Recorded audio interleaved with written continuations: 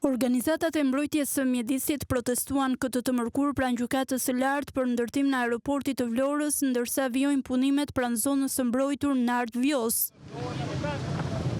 Protestuesit kërkuan që Gjykata Supreme të zbardhë arsyetim në vendimit të një viti më parë që detyronte Gjykatën e Apelit të rimerte në shqyrtim çështjen për pezullim në punimeve në këtë aeroport. Sipas tyre, vendimi i qeverisë dhe Ministrisë së Infrastrukturës për testim në pistës së aeroportit të Vlorës nuk është gjë tjetër veç se një shfaqje elektorale e radhës dhe favorizimi i oligarkëve. Kjo pasuri që po i kthehet vetëm në duar të 2-3 personave. Edhe për sa vite do ta mbrojmë si e bizën, flamingon, pelikanin, breshkën. Ndërkohë që fluturimi i datës 8 është komplet një show elektoral, ne nuk besojmë se operimi do fillojë tani, aty nuk ka as energji elektrike asgjë, dhe prandaj i motivojmë qytetarët që të bashkohen për ndalimin e punimeve. Nesër do zhvillohet një farsë ku do ulet një avion për show, si ato show që jemi mësuar tashmë prej disa vitesh. Nesër do zhvillohet një farsë e mosdëgjimit.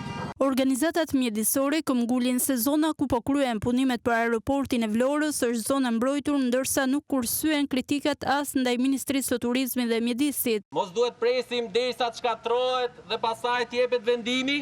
Mos duhet presim që të shkatrohen, që gjithë kafshë të zhduken dhe pastaj t'i shohim vetëm për foto, vetëm për video, apo duhet reagojmë tani për të mbrojtur atë çfarë na ka ngelur. Gjykata të mos bëhet palë e mosdëgjimit. Gjykata të dëgjoj vendimet e konventave, të dëgjoj vendimet e Parlamentit Evropian, vendimet e Bashkimit Evropian. Në Europë nuk mund të shkohet duke shkatruar natyrën.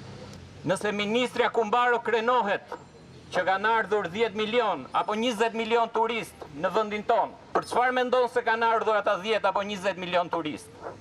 Pikërisht për të parë atë natyrë të mrekullueshme, të cilën kjo administratë po e shkatron.